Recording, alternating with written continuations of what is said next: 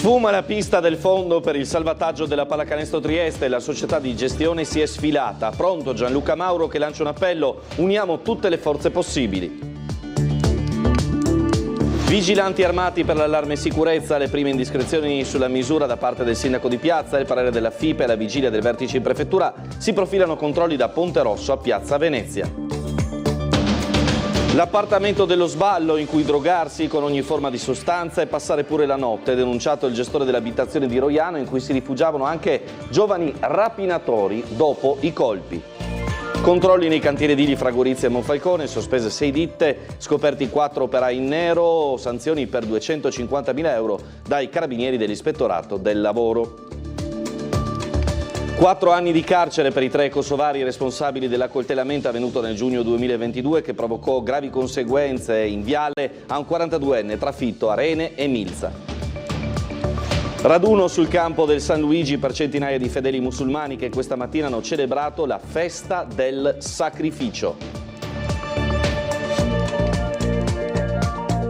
B Barcolana, nuove sfide a terra in mare per la Coppa d'autunno che la seconda domenica d'ottobre celebrerà anche il ritorno di Nave Vespucci.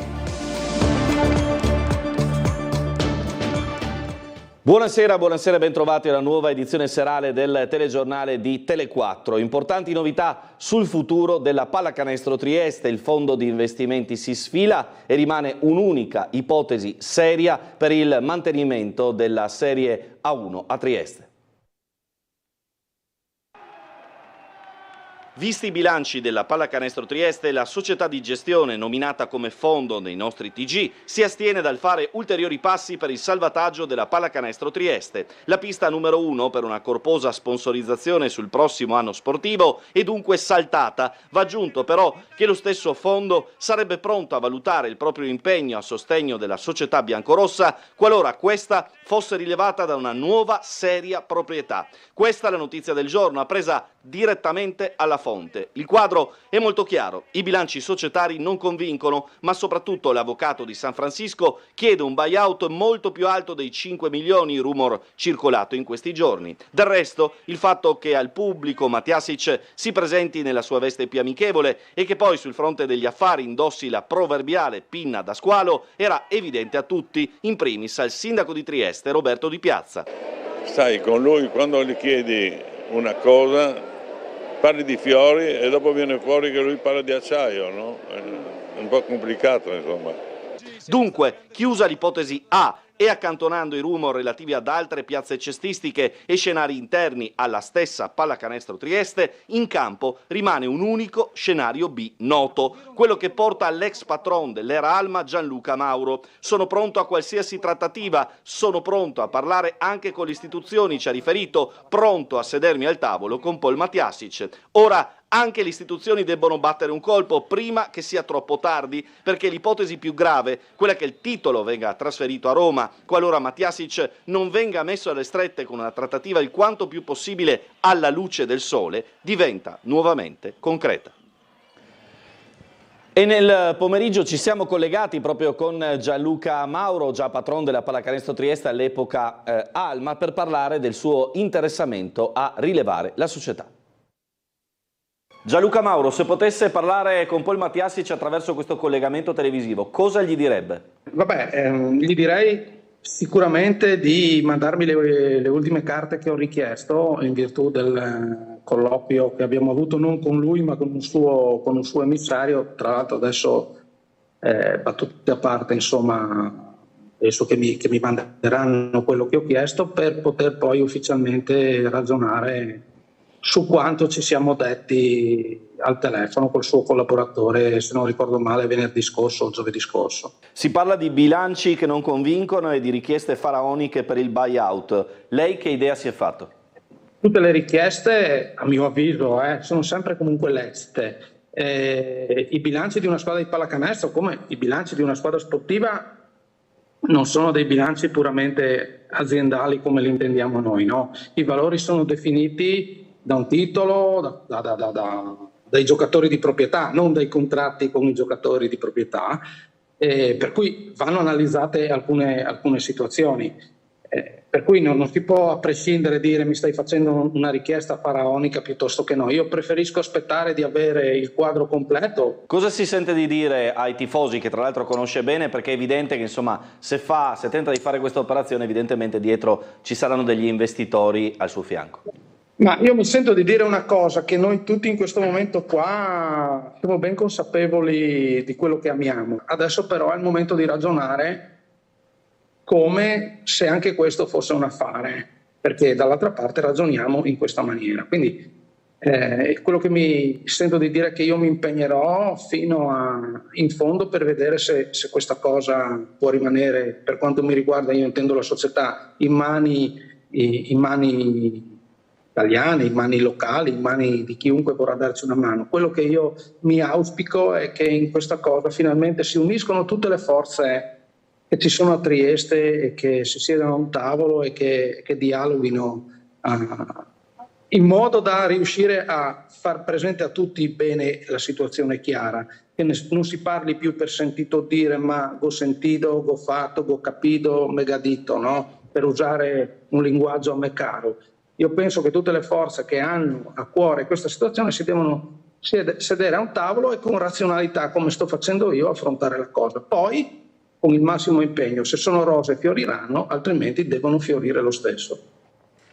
Allora, questa è la situazione, vedremo le reazioni nella giornata di domani e ne parleremo naturalmente nell'ultima puntata dell'anno del Caffè dello Sport, lunedì sera alle 21:10, sperando di dare novità positive ai tifosi. Speriamo che anche le istituzioni si muovano in senso di aprire un tavolo di trattativa. Naturalmente questo è quello che sperano tutti i tifosi triestini per naturalmente il mantenimento della Serie 1 e del basket di vertice a Trieste. La cronaca. Schianto automoto a Grignano sulla strada costiera, giovane motociclista portata all'ospedale di Cattinara. L'auto in manovra è stata centrata in pieno dal mezzo a due ruote poco prima delle 18. Sono apparse subito gravi le condizioni della donna. Sul posto ambulanza automedica polizia locale per regolare il traffico, che ha subito forti rallentamenti e code. Grazie a uno stanziamento della Regione in risposta ai timori dei ristoratori per le troppe risse in città, in arrivo gli steward per il controllo del centro città. Il piano verrà definito domani nella riunione di ordine e sicurezza, del Comitato Ordine e Sicurezza Pubblica in Prefettura. Si profilano controlli a tappeto da piazza Ponte Rosso sino a piazza Venezia. Per quanto riguarda quei 4 rovinati ci sto pensando. Quindi prenderà provvedimenti con steward? Arriveranno degli steward. Il Comitato per l'Ordine e la Sicurezza Pubblica, che si riunirà domattina in Prefettura, delineerà i provvedimenti in merito alla sicurezza del centro cittadino dopo i tanti episodi di rissa fra giovani e giovanissimi che si sono susseguiti negli ultimi fine settimana in alcune zone della città. Da via del Lazzaretto Vecchio a piazza Venezia, insomma la zona della Movida, ma non solo. Già abbiamo raccontato come i gestori di alcuni locali davvero non ne possono più. La paura di subire danni a seguito dei tafferugli è costante, così come quella di veder sparire i clienti perché non disposti a frequentare determinate zone della città. Grazie a uno stanziamento della Regione, l'impiego degli steward dovrebbe estendersi da Canale Ponte Rosso fino alle zone citate. Sì, è da mesi che lavoriamo in sinergia con Questura, Prefettura e la Regione con l'assessore Roberti, c'è una grande intesa di dialogo. A breve arriveranno una nutrita squadra di steward con fondi regionali, FIPE se ne occuperà della parte contrattuale di gestione in coordinamento con Questura e Prefettura per dare supporto nelle zone calde della città, che ricordo non essere tutta la città ma sono ben specifiche e delineate, a rafforzare la presenza di persone competenti e autorevoli, e già la presenza di solito è un deterrente per i facinorosi e sono anche molto ben istruiti per eventualmente avvisare le forze dell'ordine, che a quel punto possono intervenire in modo puntuale e non possono essere invece sempre presenti ovunque. Quindi domani io spero ci sia l'intesa generale e trovare la quadra tecnica e portare a compimento e operativamente pronti a breve, direi qualche settimana dovrebbe partire. Era l'appartamento dello sballo in cui drogarsi con ogni forma di sostanza stupefacente e passare pure la notte. In quelle stanze, nel rione di Roiano, si rifugiavano anche giovani criminali per nascondersi dopo aver commesso una rapina. Denunciato dopo 3 mesi di indagini della polizia, il triestino di 62 anni che gestiva questa abitazione. Era l'appartamento dello sballo, un punto di ritrovo per drogarsi e in caso di necessità passare la notte, frequentato soprattutto da minorenni. È finito sotto indagine per agevolazione di uso di sostanze stupefacenti il 62enne triestino che gestiva l'immobile nel rione di Roiano. In quelle stanze passava di mano di tutto: hashish, marijuana, cocaina, eroina e chetamina, tra chi inalava, chi fumava e chi si iniettava in vena le sostanze. Ecco il perché, soprattutto in questo caso, la possibilità pure di fermarsi a dormire in pieno trip. L'operazione del commissariato di San Sabba, coordinata dalla procura, è scattata a seguito della denuncia di scomparsa di una 14enne da parte della madre. La giovane è stata trovata in compagnia di una coetanea. Le due, in lacrime, hanno raccontato che in zona Valmaura, nel corso della mattinata, erano state avvicinate da 3 stranieri sconosciuti. Le ragazze, molto confuse, hanno aggiunto di essersi ritrovate, senza ricordare in che modo, a casa di una persona, anch'essa sconosciuta, da cui erano riuscite ad uscire solo dopo alcune ore. I primi accertamenti permettevano di identificare immediatamente il soggetto ora indagato nell'abitazione di Roiano, appunto l'appartamento dello sballo. Grazie a intercettazioni ambientali e videoregistrazioni, la polizia ha scoperto che quelle stanze venivano frequentate anche da alcuni dei minorenni responsabili di 2 rapine commesse a Trieste il 13 dicembre 2024, la prima ai danni di una ragazza in via Carducci, la seconda al supermercato della stazione. I 2 usavano quell'appartamento proprio come covo in cui nascondersi e dividere la refurtiva dopo i colpi. Si è dunque delineato un quadro, grazie anche alle intercettazioni telefoniche, utile a definire quella casa non solo un ritrovo per drogati, ma anche un rifugio per giovani criminali. Controlli nei cantieri edili in provincia di Gorizia dei carabinieri del nucleo dell'Ispettorato del Lavoro di Venezia insieme con pattuglie locali. 6 ditte sospese, 4 lavoratori in nero scoperti, comminate sanzioni per 250.000 euro. Altro controllo a tappeto, stavolta nei cantieri edili della provincia di Gorizia, del nucleo Ispettorato del Lavoro dei Carabinieri. Controllate 10 ditte, risultate non conformi, scoperti 4 lavoratori in nero e sospese 6 attività d'impresa. Sanzioni e ammende ammontano complessivamente a 250.000 euro. Nel comune di Monfalcone sono stati ispezionati 3 cantieri edili, 2 per la ristrutturazione di edifici privati e 1 per la realizzazione di una struttura residenziale, dove sono state riscontrate aperture nel vuoto non protette, impalcati non idonei e l'omessa redazione del piano operativo di sicurezza, nonché la certificazione degli impianti elettrici e per la messa a terra. Irregolarità che hanno fatto scattare la sospensione delle attività per 5 aziende con la contestazione di sanzioni amministrative pari a 150.000 euro. Accertata anche la presenza di 4 lavoratori in nero con 65.000 euro di sanzioni conseguenti e anche qui lo stop all'operatività per 2 ditte. 2 invece i cantieri edili visitati dagli uomini dell'Arma Gorizia, il primo per lavorazioni in uno stabile privato, il secondo per la ristrutturazione di un palazzo da destinare albergo. Anche qui sono state riscontrate aperture nel vuoto prive di difese atte a impedire le cadute dall'alto, il deposito di materiali di risulta sulle impalcature, la presenza di impalcature non a norma e la mancata verifica del possesso dei requisiti tecnico-professionali delle imprese affidatarie dei lavori. Sospese dunque le attività con multa da 30.000 euro. Preoccupazione è stata espressa dalla procuratrice capo di Trieste Patrizia Castaldini per l'aumento dei reati di violenza sessuale ai danni di ragazze minorenni. La procuratrice, intervenendo a un incontro sulla cultura della legalità organizzato dal Comando dei Carabinieri di Trieste da Despar Nord, ha spiegato che a Trieste nell'arco di un anno si registra un preoccupante aumento, una quindicina di casi di questo tipo di reato, casi fotocopia che si somigliano tutti tra loro, commessi da persone appena maggiorenni in cui i protagonisti sono in stato di alterazione alcolica. 4 anni di reclusione per i 3 kosovari protagonisti della spedizione punitiva in Viale 20 Settembre nel giugno 2022, vittima un connazionale che era stato picchiato e accoltellato. Ci riferisce tutto Gianluca Paladin. Avevano picchiato e accoltellato un connazionale in Viale 20 Settembre, lasciandolo a terra sanguinante. Era il giugno 2022. Nei giorni scorsi il verdetto: 4 anni di reclusione per i 3 kosovari, Shkelzen Bitici, Patriot Zunici e Florian Krasnici, che secondo la procura avrebbero agito contro la vittima quarantenne per una faida legata a questioni di proprietà in Kosovo. Un quarto indagato ha patteggiato una pena per autocalunnia. Aveva dichiarato di essere stato lui responsabile della spedizione punitiva, ma gli investigatori non hanno trovato alcun riscontro dalla sua versione. La sentenza è stata pronunciata dal giudice Luca Carboni, Maurizio Demitri, l'avvocato della difesa. Erano passate da poco le 21:30 in quella sera di fine giugno, quando il gruppo di 3 kosovari aveva aggredito a colpi di bastone il connazionale nella parte alta del viale 20 settembre, all'altezza del civico 72. Dopo le bastonate e l'accoltellamento, la vittima aveva riportato ferite alla milza e a un rene. Soccorso dal personale del 118, l'uomo era stato portato in gravi condizioni, ma non in pericolo di vita, all'ospedale di Cattinara. Le indagini sono state condotte dalla Polizia di Stato.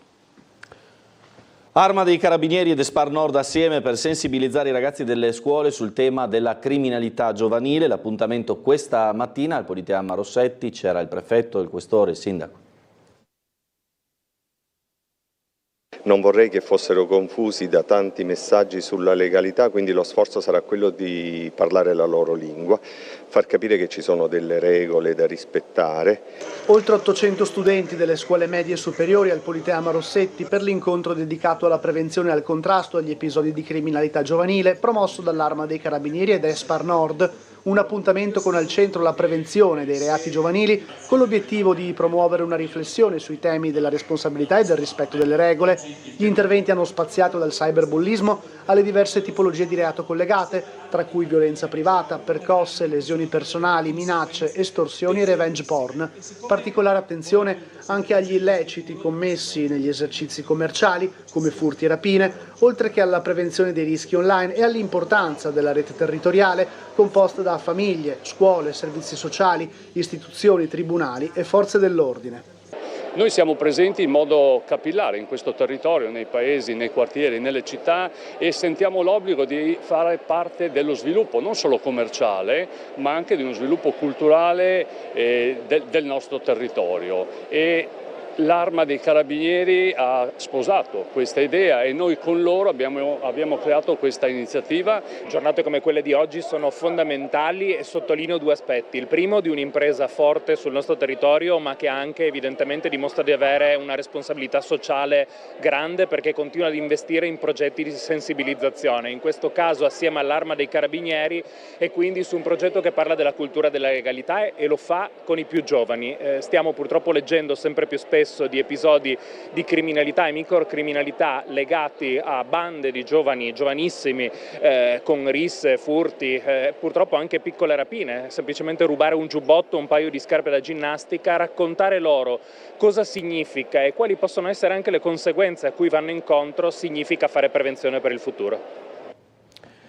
Centinaia di fedeli musulmani riunitisi al campo di San Luigi per la tradizionale festa del sacrificio. Siamo andati questa mattina a vedere e a sentire il rappresentante della comunità.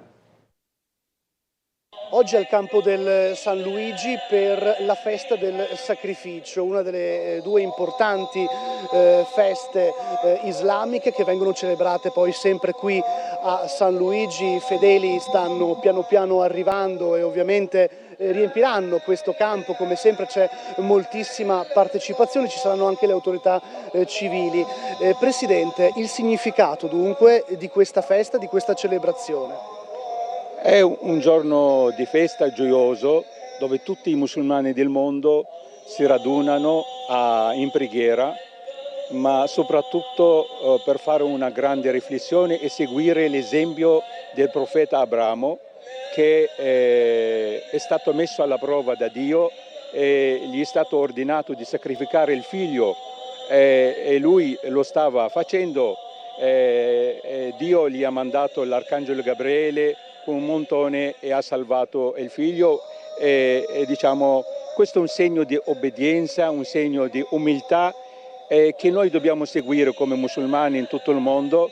Il sacrificio che facciamo noi non è tanto sacrificare gli animali quanto sacrificare il nostro tempo per il prossimo, i nostri averi, i nostri soldi, che possiamo aiutare i poveri e quelli che sono rimasti dietro, i rifugiati, gli oppressi.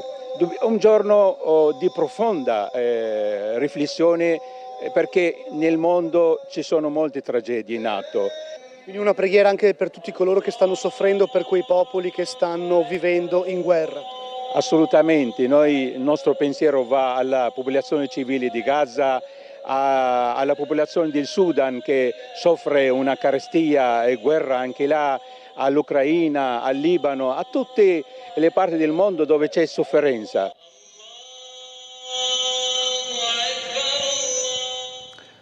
Cambiamo decisamente pagina, è stata presentata quest'oggi la 58esima edizione della Barcolana, c'era per noi Bernardo Gulotta. Barcolana è sempre di più Be on board, be brave, be first, be a sailor, be green, be blue. La B di Barcolana declinata in tanti modi, gareggiando, sostenendo, raccontando. Semplicemente be Barcolana. Semplice sì, navigando attraverso un mare di attività, in mezzo a tante persone, con lo spirito di chissà da dove parte e imposta la rotta, conoscendo la destinazione. Ed è il viaggio poi che racconta tutto. Racconta le novità della 58esima edizione, presentata oggi. La mascotte ufficiale Lelio, un Labrador firmato Trudy, che accompagnerà equipaggi e pubblico, il nuovo sviluppo del villaggio Barcolana fino al borgo teresiano, il progetto Ticket to Race, che permetterà di partecipare alla Coppa d'autunno anche senza possedere una barca, entrando in equipaggi organizzati dalla società velica Barcola e Grignano. Ma anche Barcolana cammina ad Aquileia o Barcolana Ski, con un doppio appuntamento tra Orisina e Tarvisio. Barcolana diventa una piattaforma per partner, cittadini, velisti, amanti dello sport che vogliono portare la loro identità dentro a Barcolana, una manifestazione che si estende in tutto il Friuli Venezia Giulia, da Grado ad Aquileia, al lago di Cavazzo e al suo cuore a Trieste. Ritorna nave Vespucci, la Marina Militare ci onora con la presenza della nave scuola, della nave più bella del mondo, che di rientro da New York sarà a Trieste la prima settimana di ottobre. Alla presentazione di oggi della Kermesse simbolo della città nella sede della società velica di Barcola e Grignano sono stati confermati gli appuntamenti storici in mare e a terra, dalla Barcolana Nuota alla Barcolana Classic, passando per gli eventi dedicati agli sport emergenti e alle community sportive. Spazio anche al trofeo generali Women in Sailing, dedicato agli equipaggi misti con donna skipper. Poi i colori ufficiali dell'abbigliamento 2026, con la nuova Capsule Collection Murphy & Nye nei colori blu Mirage e bianco pietra d'Istria. Barcolana è aperta alla città, ai progetti. Ricordo che entro luglio ci si può candidare sul sito di Barcolana per presentare degli eventi che si vogliono inserire nel palcoscenico, nel palinsesto di Barcolana. Con il suono della campanella infine sono aperte ufficialmente anche le iscrizioni alla regata. La data è da cerchiare in rosso, 11 ottobre 2026. Domenica 11 ottobre a Trieste. Viva Barcolana! Bene, andiamo in pubblicità tra poco.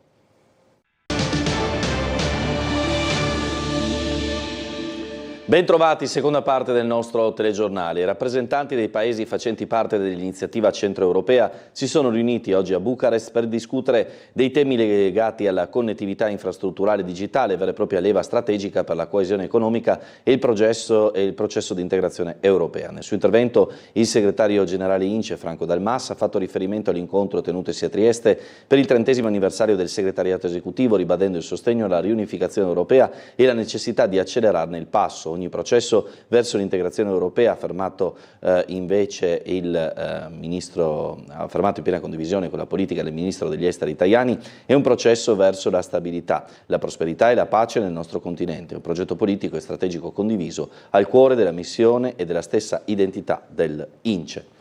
E ora cambiamo decisamente pagina. Il ritratto di Italo Svevo eseguito da Lenor Fini è stato acquistato dalla Fondazione CR Trieste. L'opera quanto prima sarà visibile al pubblico.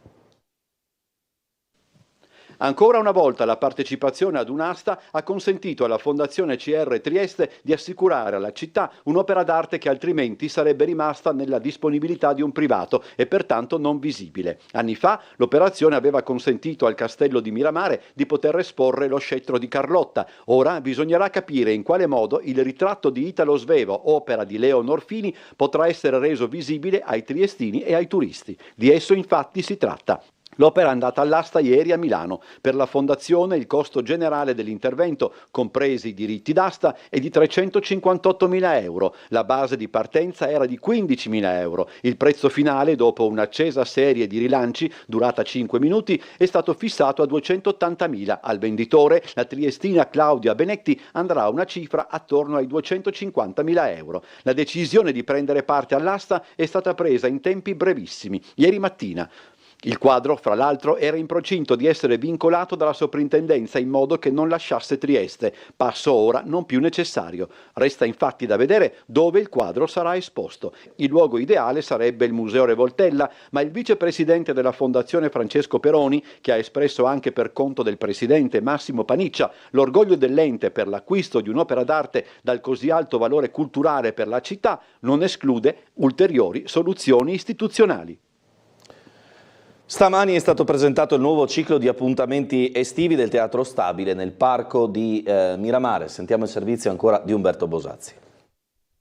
Abbiamo creato ormai una tradizione, un percorso iniziato nel 2020 con il Covid e poi consolidato a partire dal 2021, in qualche modo istituzionalizzato con questa collaborazione molto positiva tra due dei poli più attrattivi della cultura in Friuli Venezia Giulia. Il Rossetti torna a Miramare anche quest'estate, non con Shakespeare, come il Teatro Stabile del Friuli Venezia Giulia ci aveva piacevolmente abituati da 5 anni a questa parte, ma con Miramare Mystery, uno spettacolo scritto da Enrico Lutman e diretto da Davide Calabrese, in programma dal 27 giugno al 13 luglio. Lo spettacolo prende le mosse dalla mostra Una Sfinge l'attrae alle Scuderie di Miramare fino al 1 novembre. Ha un tema giallo, quindi un mistero che si dovrà svelare, ma che ha per tema, anche se appunto più di tanto non sappiamo, anche l'Egitto. Inizia il tramonto, luce naturale, e in questo caso la luce naturale si spegne nell'ombra, nel buio e nel mistero, e quindi lo spettacolo accompagna i nostri felici spettatori, felici perché ogni sera hanno la possibilità di vedere un tramonto meraviglioso, un luogo incantevole come questo parco, questo castello. La vicenda vede 5 investigatori ispirati alle figure leggendarie della letteratura poliziesca chiamati a Miramare per risolvere il giallo della scomparsa di un gioiello egizio appartenuto a Carlotta dalle proprietà magiche. Lo spettacolo in questo caso, sì, come da tradizione, vivrà nel parco. Gli attori accompagneranno gli spettatori lungo differenti itinerari e narrazioni. E come sempre lo spettacolo vedrà gruppi di spettatori divisi, presi in carico dai vari personaggi per arrivare ad una conclusione collettiva. La prevendita dei biglietti parte dal 28 maggio. L'esperienza maturata in questi 6 anni nel valorizzare il Parco di Miramare e al contempo offrendo un'iniziativa culturale di grande spessore penso sia una formula vincente e lo dimostra il grande apprezzamento del pubblico. Di fatto tutti gli spettacoli negli anni scorsi sono stati sold out, quindi immagino che andremo anche quest'anno in questa direzione. Non è tutto. Come ogni anno tornano anche i Piccoli di Podrecca dal 3 al 5 luglio, anche in questo caso con tante sorprese collegate all'Egitto. E sarà questa una parte di un progetto che porterà le marionette nei musei nazionali del Friuli Venezia Giulia. Un rapporto sempre più stretto fra intelligenza artificiale e il Family Banker al servizio del cliente, la strategia di Banca Mediolanum al centro di un talk show che ieri sera ha fatto tappa a Portopiccolo. Dopo Firenze ha fatto tappa a Trieste Cosa Conta, l'iniziativa promossa per il 2° anno da Banca Mediolanum e che prevede un incontro conclusivo a settembre a Milano con Sara Doris. Intervistato da Cristina Parodi, il direttore generale di Banca Mediolanum Igor Garzesi si è soffermato su una serie di questioni direttamente collegate al concetto di educazione finanziaria. L'idea cioè che un cliente più consapevole possa compiere scelte economiche più equilibrate e più sostenibili. L'argomento centrale del talk show intitolato Comprendi il denaro, costruisci il tuo futuro è stato l'utilizzo dell'intelligenza artificiale. In questo contesto, ha rimarcato Garzesi, Banca Mediolanum non vede la rivoluzione degli algoritmi come qualcosa che disumanizzi il rapporto del cliente con la banca. Al contrario, l'intelligenza artificiale è vista come uno strumento che Banca Mediolanum mette a disposizione dei propri clienti attraverso i propri family banker sempre più formati. L'intelligenza artificiale non viene a sostituire sostituirci, ma viene a amplificare quello che già facciamo benissimo. Cosa facciamo benissimo? Siamo benissimo a essere utili alle nostre famiglie, alle famiglie italiane, dando strumenti ai nostri family banker basati sull'intelligenza artificiale per essere molto più attivi, più veloci nel gestire le informazioni e rafforzare quello che è veramente importante, la relazione tra il family banker e il cliente nel definire gli obiettivi di vita che si vogliono raggiungere. L'utilizzo dell'intelligenza artificiale in Banca Mediolanum non si esaurisce nel rapporto con il cliente, essa è infatti parte integrante del lavoro quotidiano. Lo scopo però è sempre quello di rendere Banca Mediolanum vicina alle esigenze delle persone. La stiamo usando anche nei processi interni, essendo molto più agevoli e molto più rapidi, ad esempio nell'erogazione dei mutui e dunque rivertendo nel servizio che diamo sia ai nostri family banker che ai nostri clienti. E per ultimo anche la stiamo usando per la nostra app, la nostra web, proprio dedicata ai nostri clienti per trovare come sempre una Banca Mediolanum innovativa, ma sempre basando il tema più importante che è la relazione tra le persone, la relazione tra il family banker e i nostri clienti. L'incontro, svoltosi a Porto Piccolo, sarà a disposizione sulla pagina online di Banca Mediolanum accedendo al portale Cosa Conta. È tutto, restate con noi, restate su Tele4.